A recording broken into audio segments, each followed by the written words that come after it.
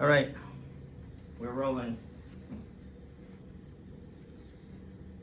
So, I like to talk about growing up in Dorchester.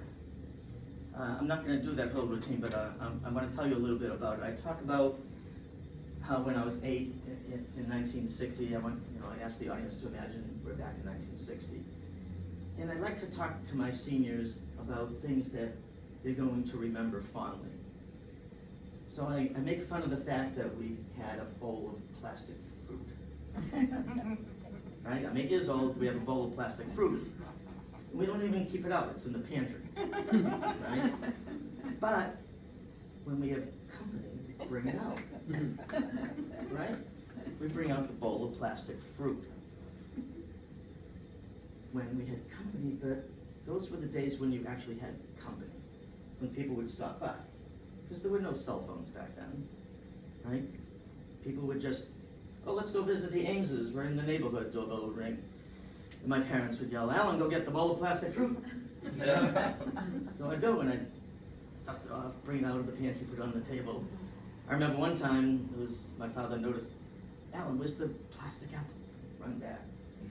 Dad, it's behind the Ovaltine. You know? But I do all these references because they're fun things that people that are seniors we remember about growing up.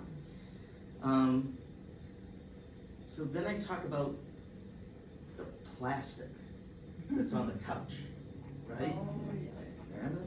Fond memories, the plastic that's on the couch.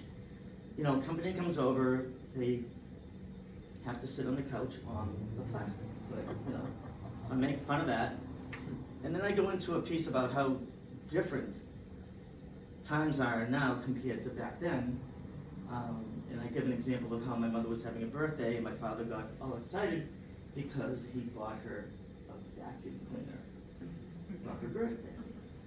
If I ever got my wife a household appliance for her birthday, the cause of death listed on the coroner's report would be, death by strangulation, right?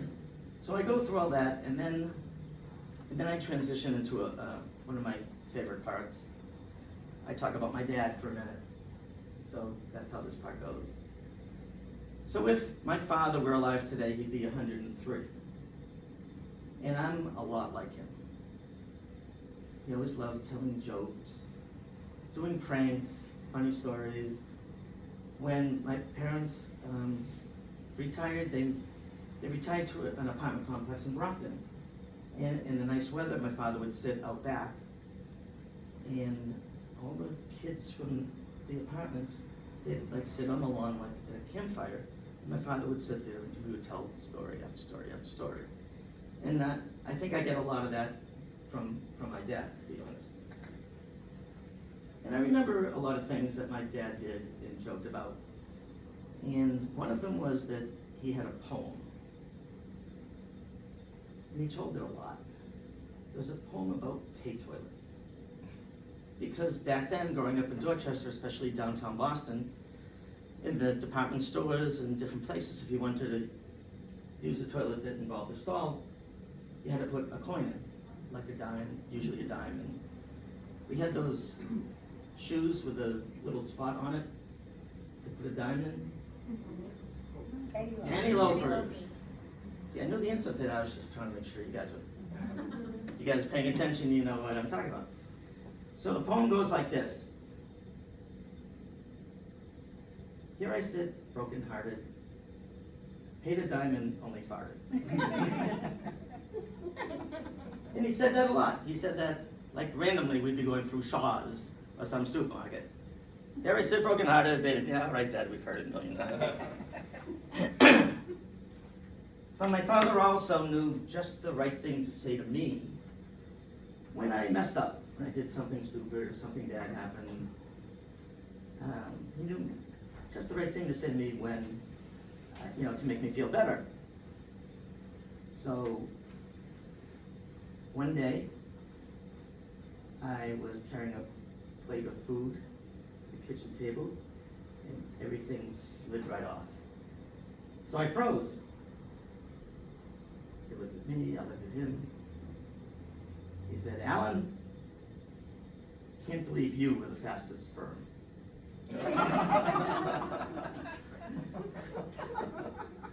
I'm always afraid to tell that joke because I'm never sure exactly how the audience is going to react to that. Did I offend those people? I don't know, I don't think so. Okay.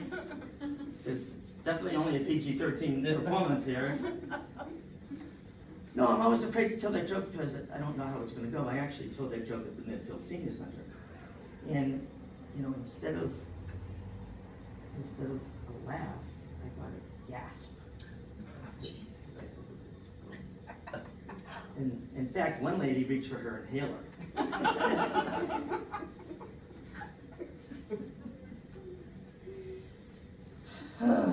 So, from Dorchester, after I've gone through all that, and again, I do that segment so that people remember things that they thought of fondly back then. So then I love to make fun of like North Shore versus South Shore. So I go into something like this. So we have 2 sons and a daughter. Our oldest son lives in Washington, D.C. Our daughter lives in Easton. But our youngest son lives in a little town up near the New Hampshire border called Groveland, which I'd never heard of before. It's up near Haverhill by the New Hampshire border. And the reason that, Matt is his name, the reason that he lives up there is because he married a North Shore girl. And not from any of the good towns in the North Shore. Not from like Andover, Swampscott, Marblehead. She is from the city of Lynn. And Lynn is a tough city. There's a poem about Lynn. Do you know it? Lynn, Lynn, city of sin. Once you never come out the way you went in. That poem actually exists. So when Matt started going out with Jen, our daughter-in-law, they did get married. When he first started going out with her, I remember the first time that we met her, tall, like 5'9", long blonde hair. Matt is maybe 5'4", 5'5". My wife and I did not produce any tall kids. But I noticed right away that she loved jewelry. The rings, the necklaces, the bling, the things around your ankle, the ankle bracelets, jewelry and jewelry. In fact, the thing around her ankle was so stunning, you could hardly even tell it was a GPS tracking device.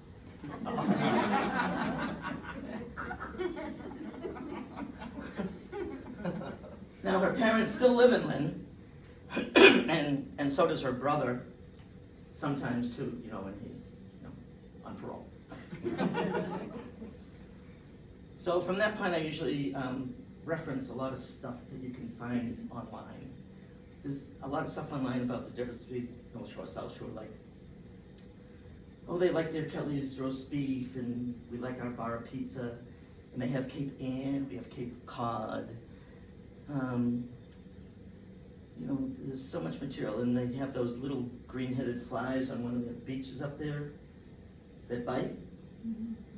I don't know the name of them, but no, yeah, they're little green-headed flies. They bite, and I go on to say, well, we don't have that in the South Shore. You know what flies are attracted to, so that's not a South Shore problem.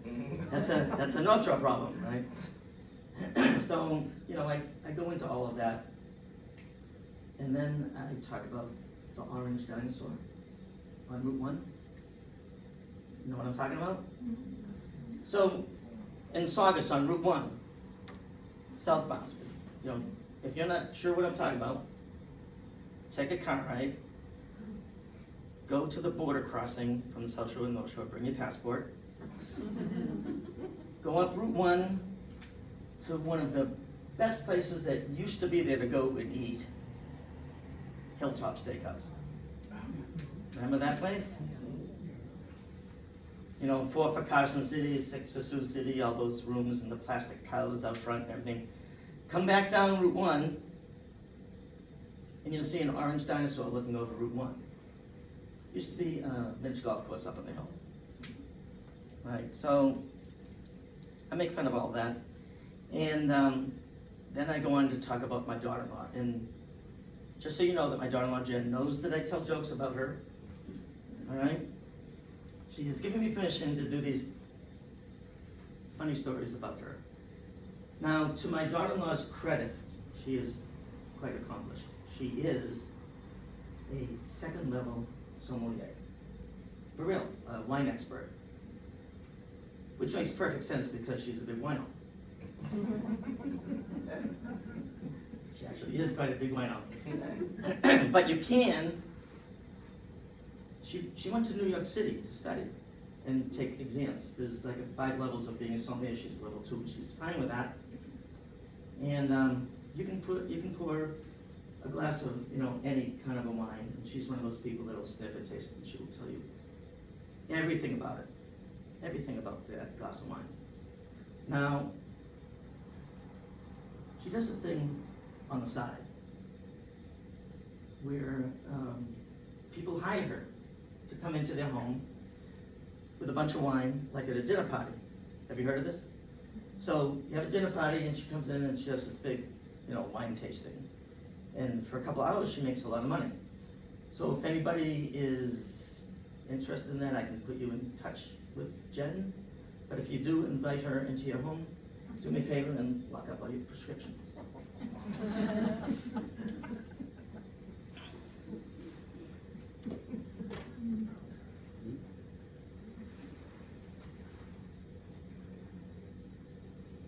I want to talk about getting older. So this is the part where if you're not a senior citizen, make believe that you are.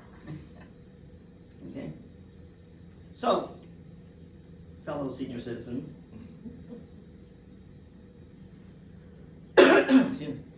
so we get older. Our health changed, our bodies changed, our outlook on life, perspective on life, and so on. But the thing that bothers me the most, right now, I'm almost 72, is that I know that at some point in time I'm going to need a hearing aid. I've already had one hearing test, and I'm like right on the border of needing a hearing aid. And I have that thing where I have a hard time hearing dialogue if there's a lot of background noise going on around. It's very, very common. And my wife, Anita, she's always after me to go get another hearing test, right?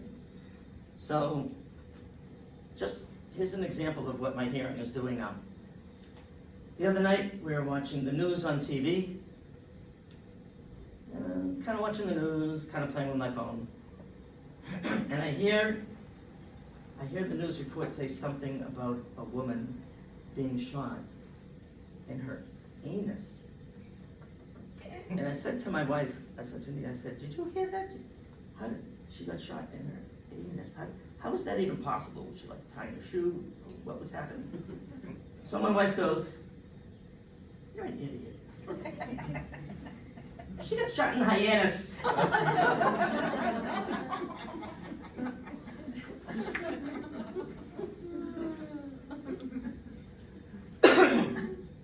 I've been dyeing my hair black for decades. Up until a few years ago. I just let it go to this gray, wherever it is now. And I'm fine with that. It's mine. It's all mine, so, it's okay. I don't know how long I'll have it, but for now, it's fine. But one thing I noticed as soon as my hair went gray is that everyone started calling me sir. And holding doors for me. Everyone's nice to me now. And speaking of gray hair, okay, so I'm going to pause right now and step out of the skit for a second.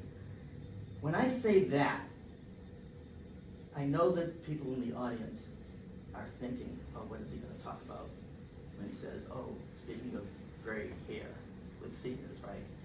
So I pause because I know what some people might be thinking. So then I go on, because I'm not going there. So then I go on to say, wasn't it wonderful that the month of June was for us, right? The month of June was for us seniors, wasn't it? It was Great Pride Month. It was Great Pride Month, wasn't it, last June? In fact, In fact, some friends of mine and I, we went into Boston for the Gray Pride Parade. We did. I never imagined that us seniors had such support from the LGBT community. You should have seen them all. As they're marching, they're screaming, Gray Pride, right? So we're holding out our hands and we're high-fiving them and everything. And they're going, come, join us. You wouldn't believe the flowing, the colors and the boas and the hats with the plastic fruit on it. It was awesome watching them. They're yelling, Gray Pride. Now, I didn't notice that many seniors marching. I didn't. But this is what I propose. Next June, actually it's coming up soon. So this June, if you want, I'll come here. We'll get a bus. We'll all go into Boston for the Great Pride Parade, and we can march. And we'll get a big banner, right? Banner will say Foxboro Library Residents support Great Pride. So if you can arrange it, I'll come back. We'll do that.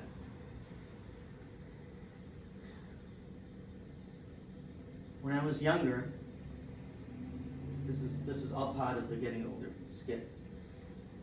When I was younger, as a young teenager, I used to keep a condom in my wallet, just in case. You'd be hanging with your friends, we'd be like 14, 15, we'd go to a dance or a social or something like that. Hey, you got a condom in your wallet? Like anything was gonna happen. I'd go, yeah, sure, yeah, I'm always packing, sure. Well, there's no condoms in my wallet anymore, but in the same place that I kept my condoms, I now have lactate pills. Just in case. So I'm always packing lactate pills.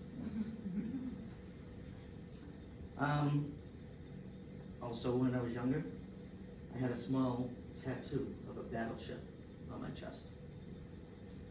And what happens to us seniors, you've seen all the Facebook cartoons about seniors that had tattoos on them when they were young, and now that we're older, the tattoos, they've drooped, they've sagged, they've distorted, and all of that. So my battleship has, to some degree, been sinking over the last several decades. But I take it a step further, because over the last few years, I have lost some weight, I've become a little bit more compact, and I've noticed that my battleship is actually starting to come back up again. It is. So my goal is to continue to watch what I eat and exercise, and I'm trying to get the battleship back to the surface. So if people ask me, they would say, hey, you look great, are you dieting? I would say, I don't know if you can call it dieting, it's more of a salvage operation. I mentioned that I'm a tennis player, and I play year-round, and even tennis has changed somewhat. There's always this 10-minute period before we actually start our match, where we're warming up, we're hitting the ball around for 10 minutes, right? So the people that I play tennis with are my age and older, and those 10 minutes, we're not hitting the ball around anymore, we're just talking about all our medications. And all the procedures and all the stuff that we're gonna have. But it doesn't stop there, talking about medications all the time. If I go out with another couple and you're eating in a restaurant, that seems to be all that we talk about these days, yeah, right? And it just drives me crazy. So I'm gonna use an example of friends of ours, Sue and Bill. So we might be at dinner with them, and there are 4 words that you don't want to hear anyone say. And you definitely don't want to say them yourself, because if you thought you were going to have a lovely evening of lively discussions and conversations and telling jokes and anecdotes and stories and like that. If you hear these 4 words, or if you say these 4 words, then it's on you. But as soon as someone says, and these 4 words, they're nice words. All by themselves, they're very generic, very pleasant words. But if you hear, or if you say, how are you feeling? Forget it. The night is over in terms of having any kind of a lively discussion, because this is what's going to happen. Say my wife asks Sue, how are you feeling? She is going to go into every illness that she's ever had, what she's dealing with now, what procedures, what medication she's on, who else has had it, who else thinks they have it, what doctor she goes to. And after those several minutes, she's now going to ask my wife the same question, how are you feeling? She's going to say all those things as well. So my friend Bill and I, we're just kind of hoping it ends at some point. So then my wife would ask Bill, how are you feeling? Now Bill and I always say the same thing, because we don't want this to continue, but it's an exercise in futility. Because Bill says, I feel fine.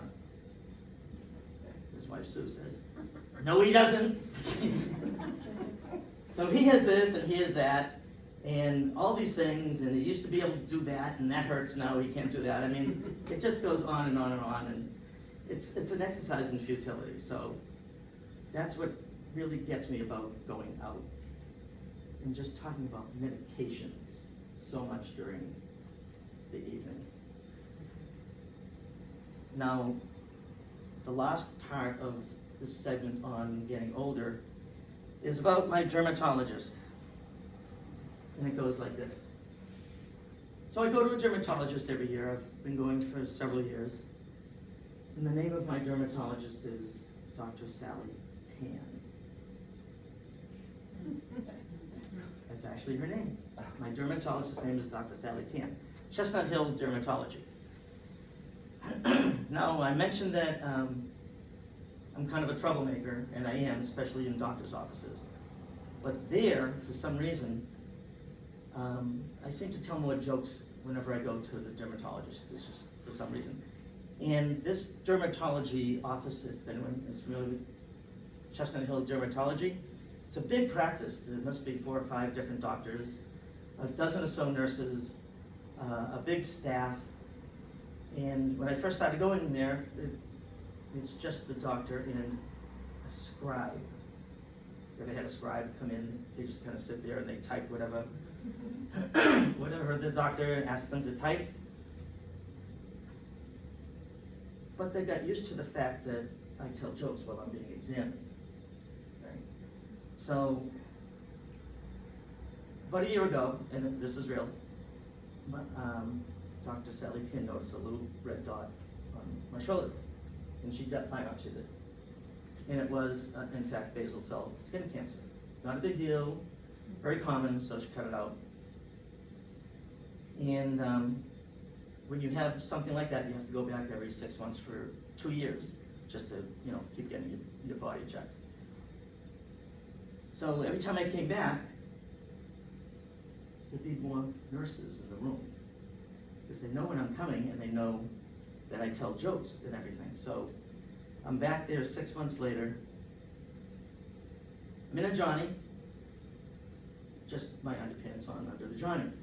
I don't know how it works for women, but for men, normally, your Johnny and just your underpants on underneath, unless it's just me, I'm not sure. You have one embarrassing incident and you end up with an asterisk next to your name on your medical chart. So I'm there in the Johnny, my underpants, and all these people start coming into the room. More nurses and aides, because I'm telling jokes while I'm being, examined. In fact, the room ended up with about 6 or 7 nurses, 2 scribes for some reason, and another doctor that came in that had this thing around his head with a light on it. So I think to myself, first time I have a spotlight on me. It's coming from this guy's forehead, right? So I'm there in the Johnny, with my underpants on, and she's doing the full body thing to make sure everything is okay. Probably about 10 people in this little exam room. And she says, this is too much. I'm gonna get these people out of here for you. And I said, no, that's fine. I need the practice for the next time I, have to do a show just wearing a Johnny. So I'm doing the jokes, like, I told the joke, oh, is it short and chubby in here? Is it just me? Jokes that I've already said, some jokes I haven't told you yet, and they're laughing at, like, everything. So, she's looking at, where the incision was, and she said, this healed really well. And I said something that I didn't think really was all that funny. I said, well, that's my superpower. The room went crazy. They thought it was like the funniest thing. So then she said, you have really good skin for, someone that's, 71. And once again, here I go. So I said, well, I think it's because of all the preservatives in the beer I've been drinking. And again, everyone, big laugh, everyone's having a great time during my exam. So I'm going on and I'm telling all these jokes and everyone's laughing, and I'm looking around the room, and there's a woman in the back, and she's got a cleaning cart and a broom. So like anybody that was there that knew that I was being examined, if they could get away from what they were doing, they're now, coming into the room. But then the piece de resistance. So she asked me, as she has asked me before, she said, is there anything, some of you know where this is going, is there anything under your underpants you want me to look at? Because she's a dermatologist. The room became dead silent. Because they're waiting to see what I'm going to come up with. So I couldn't resist. So I said, I wish. And then I immediately followed that up with, but shouldn't we at least have dinner first? This is what I'm like in a doctor's office. I just can't help myself. So I've been told that I'm more of a humorist than a comedian, or some combination of the two, and I had to look it up. There is a distinction. So a humorist is someone who tells entertaining stories that may or may not actually have a punchline, or may actually not even be funny, but entertaining or interesting. Mark Twain was the most famous humorist if you look him up.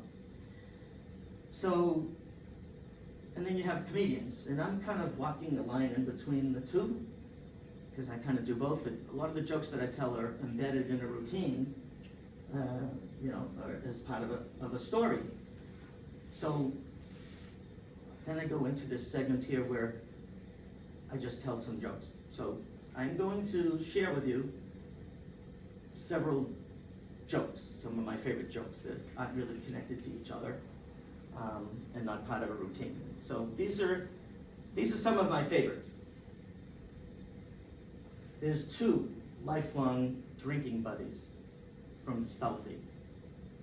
One of them is in the hospital, kind of serious, and he says to his friend, oh, Johnny, if I die, would you pour a bottle of your favorite whiskey over me grave?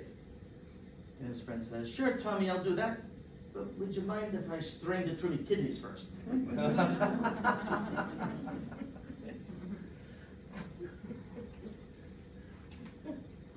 Two other lifelong buddies, but this time it's all about baseball.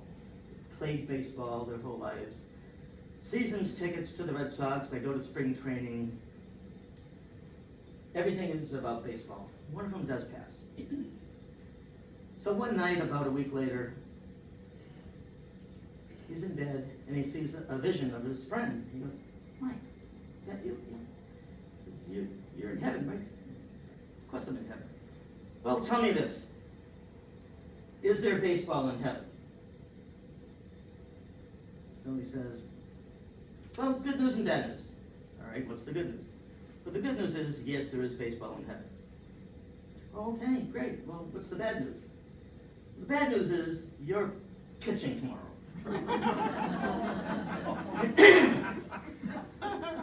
Now, I always hesitate to tell that joke in senior centers because I'm afraid some people might, find that disturbing. So until someone comes up to me and says, "You're going to tell that joke," I will continue to tell it. You're going to tell me that, right? No? Okay. She's actually with the Council of Aging back there. All right. So my shows are PG-13. I do not use any profanities. I don't do any political humor. Wouldn't touch it. But I do have to mention our former U.S. Senator, John Kerry. So John Kerry is our former U.S. Senator, and he married Teresa Hines, right, from the ketchup company, right?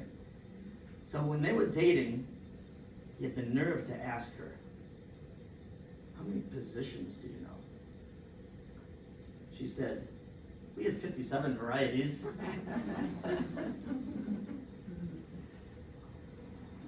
So our oldest son lives down in Washington, D.C., and we've been down there many times. He went to GW as an undergrad, he never moved home.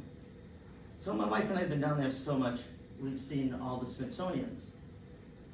Well, they opened a spy museum down there some years ago. So we were down there and we wanted to go check out the spy museum one day. Could never find it. So our boys are very competitive. We have 2 sons. And one day we were all together and I hear them there arguing. Well, they're not arguing, they're just like boasting. "Oh, I make this much.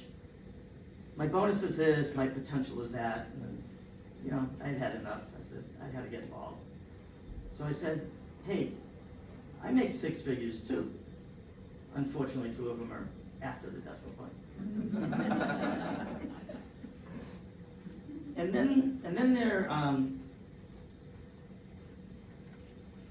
then they're talking about how smart they are because they both graduated with master's degrees, and they're going on about graduating with, "Oh, I graduated cum laude, summa cum laude, magna cum laude," and all that stuff. So I had to break that up too. So I said, I graduated with honors also. UMass Amherst, class of 74. So they said, "Dad, what honors did you graduate with?" I said, "I graduated someone cum get me."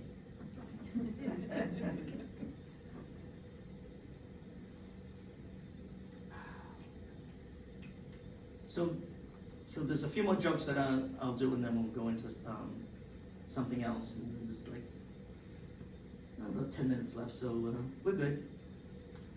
So there's 2 little girls, they're sisters. One's 6, one's 4, and they're in the bathroom, and they're looking at the scale that's on the ground. And the older sister says to the younger sister, "Don't ever step on that. Every time Mommy steps on that, it makes her cry."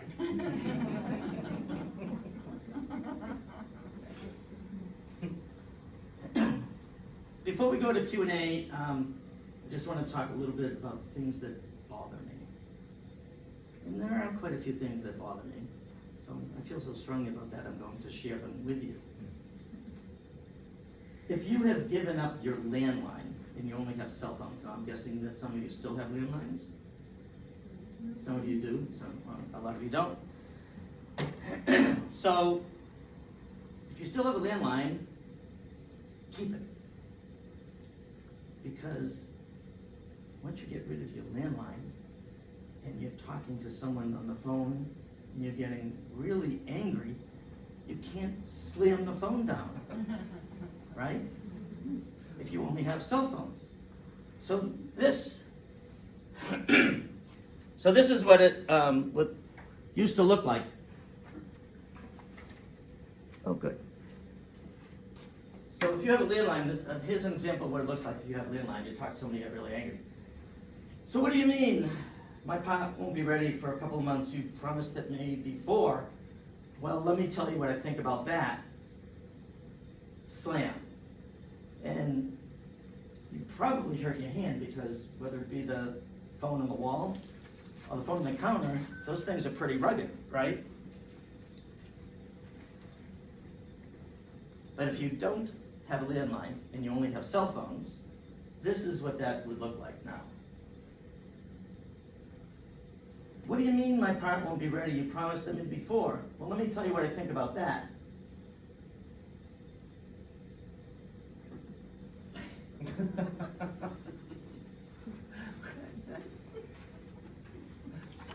Oh.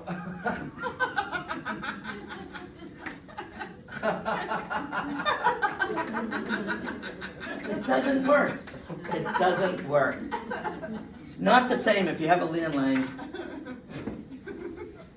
Keep it.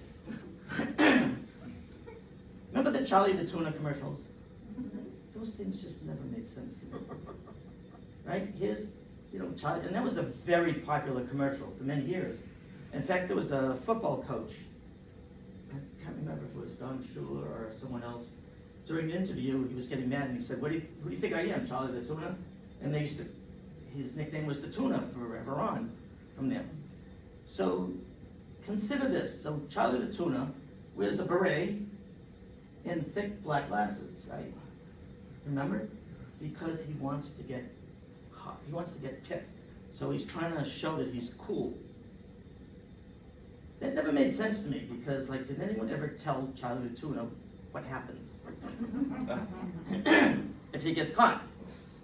I mean, has anyone ever told him that if he gets caught, there's going to be 700 little cans of him processed, ending up in a sandwich little kids going to school in Dorchester like I did every day of the week?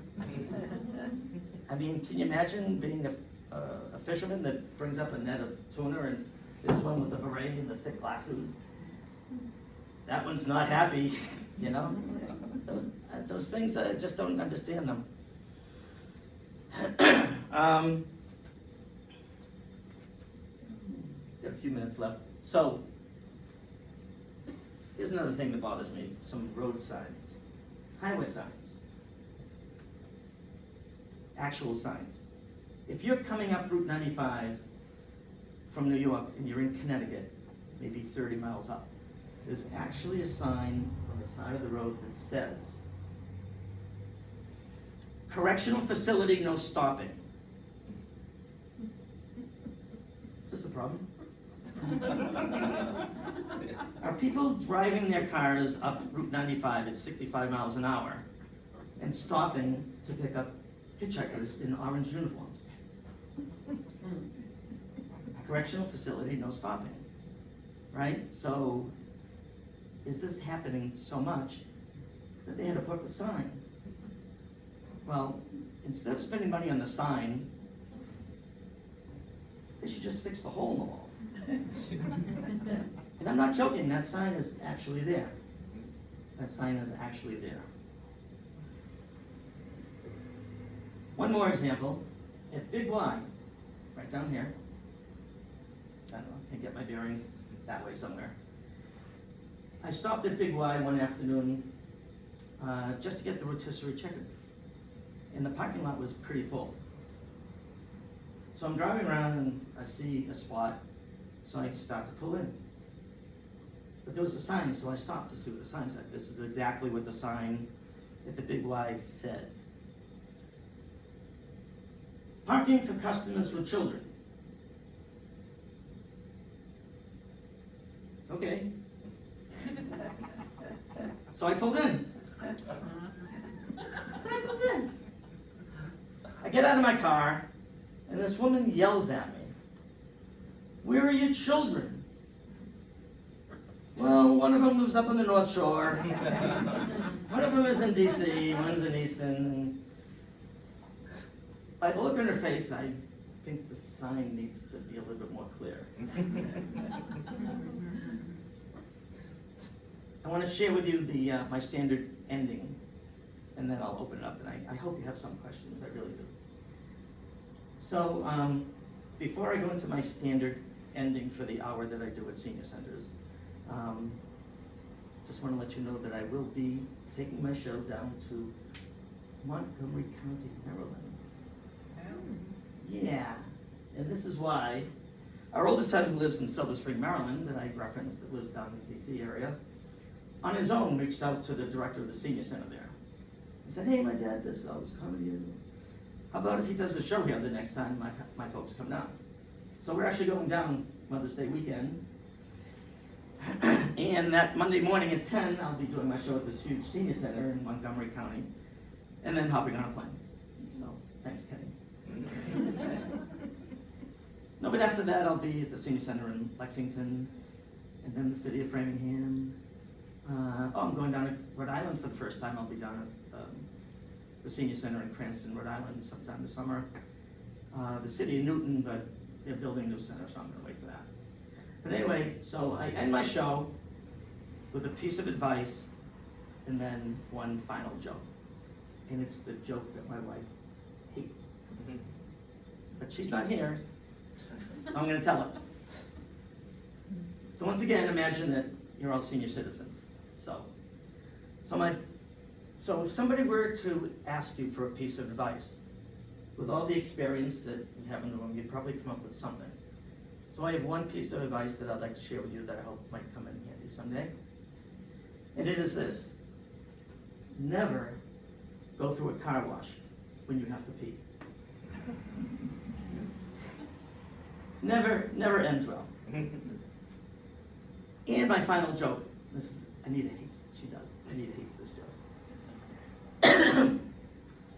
So when I was home from UMass Amherst College's winter break in summers, I did drive for a small taxi company in Stoughton called Billy's Cab, just 2 cabs way back then. And it was all just regular customers that we drove. Well, there was this one man that we drove quite often who was an alcoholic to the nth degree.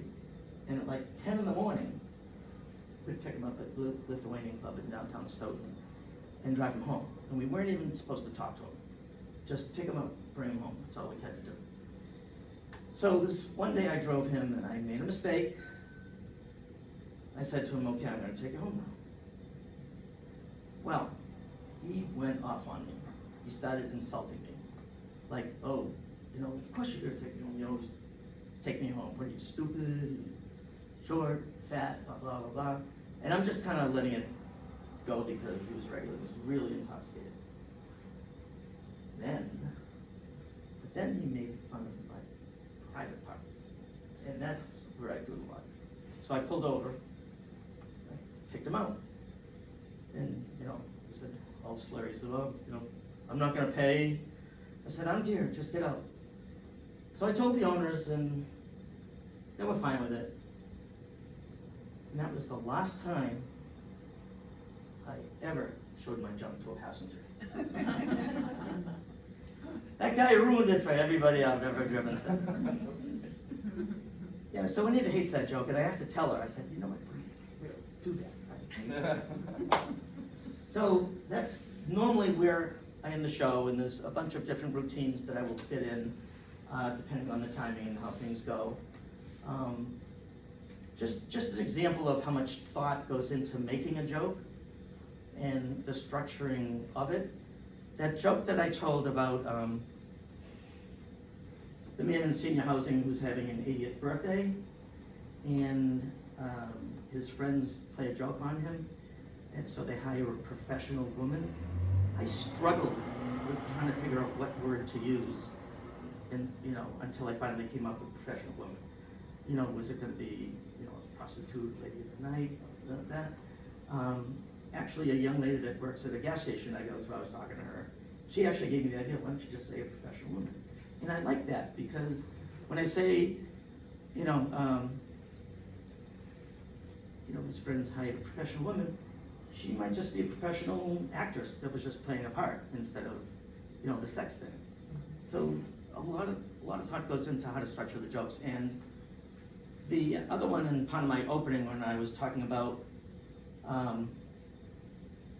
when you're funny, I must be funny because every time I step out of the shower my wife laughs. I used to tell it in reverse. I used to say, because my wife laughs every time I step out of the shower. but I think it lands better by saying every time I step out of the shop. So just an example of how much thought, comedians and myself put into our routines and the words that we choose. And I record everything, and I do listen quite often to my programs to see what I want to tweak or what I want to eliminate the next time or add in the next time. So this is usually where I say thank you and everyone claps, but instead, if you have any questions, I'd love to answer them. So you're telling me I did such a, thank God my cousin Nancy's here. What are you doing Mother's Day? We're having brunch. I know. We'll be down in Silver Spring. That's why I invited you. I have business cards up here. The name of my program is Alan Ames Thinks He's Funny. If you put that into the internet, you will find some stuff on me. I have been approached by some groups to actually come and get paid to do something. St.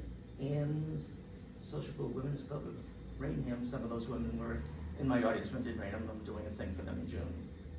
So you're telling me I did such a great job explaining myself. There's nothing anybody wants to ask me. Thank God. Oh, two, all right, I'm gonna go here first, then I'll get to you. Okay, so is this the first time you've done it this way, which is more of like a lecture about what you do, Yes. rather than a performance? Yes, Okay. this is the first time I'm doing a library program, and I wanted to do it because depending on how I feel about it, I want to reach out to more libraries, to do libraries as well as senior centers. Mhm. But it's still a different type of program. Because I don't narrate during my comedy show. Right. My comedy show follows my outline, follows my routine. I don't refer to notes, Yes. like that. Yes. Yes. What did you study at UMass? Hotel restaurant management. Oh, you did? Okay, nice. I went to UMass, that's why I asked. Oh, yeah. Yeah. Class of '74. When I went there, it was called hotel and restaurant management, but then they Okay. changed it to HRTA, Yes. Hotel Restaurant and Travel Administration. Yes. Nice. Where'd you live? Kennedy for a year and a half, one of the high rises in Southwest, Yeah. and then in a fraternity for 2.5 years. Okay, nice. I was in JA. Oh, John Ames, yeah. Yep. Okay. Thank you guys for coming. Oh, What do good. you think it is about the doctor's office that triggers you? I know the answer to that. Because people, whether it's for my wife or myself, usually a little bit tense. And I like to joke to kind of ease the tension and, make light of things. And just something in me, it's a great word, yeah. Being at a doctor's office, it does trigger me. It certainly does. And it usually goes over well. I was gonna say, the doctor's tolerate it, okay?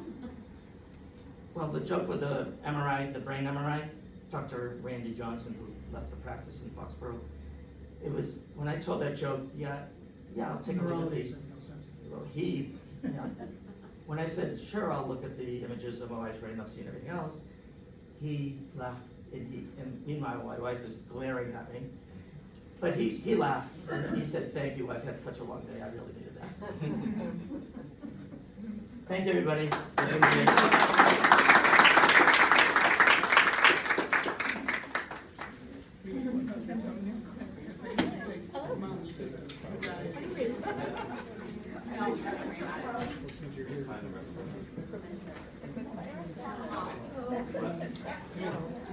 Thanks for coming. Thank you. Thanks, Linda. No, thanks for coming. If something doesn't work out, we'll be there Tuesday brunch.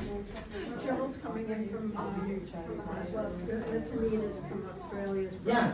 So Cheryl's coming in. Yeah. And we're gonna have a brunch, but nobody's gonna be around. Andrew's coming in from Australia. Oh, Andrew's coming in from Australia too. He's got a conference in children's Oh, hospitals. It's for, Williams Group, right? Oh, that's good. So this was fun for me. I'm doing it, with being able to narrate and talk about what I do as well as presenting examples. So I'll reach out to other libraries and see where it goes. But yeah, those three women, those are my girlfriends. Okay, that's fun. Yeah. All right, my friend. All right. Good night. Thanks, David. And you have a ride home or, Okay, Card? Oh, No, sure, that's please do. awesome. So I keep Did you telling her to graduate talk to from library Stoke High? friends. We just- Class of 70. And, I did. so I saw Do you have a connection to Stoughton High? Yeah, I don't know, maybe I'll, 83? No, Mr. Jarden died. I'm sure she's working. Frank Jarden. on it. Normally, you know. My wife and I were at his wake. Normally it's like $150. Tuesday. That's so cool. Oh, yes. You know, some of the Because bigger things my like class of 70 is very active with reunions. Yeah. Very active. I mean, And we meet actually 3 times a year at Town's Park, unofficially, but every 5 years we have, and a lot of people are so Yes, active. I mean, talk to her. And the Jardins, Mr. Jardin is Maybe like- next year, Chinese New That Year is is like February. always come. And Mr. Simon too. It is our. In fact, we saw it Season, on so Simon right at, before, right after my. Could you do something in this room or is it too small? We could, it would be. I'm sorry? How's he doing? The music. He looks floor great. loud. Yeah, but he's a pretty concerts in He here. looks great. He really does. Really loud. That's But nice. really, really good.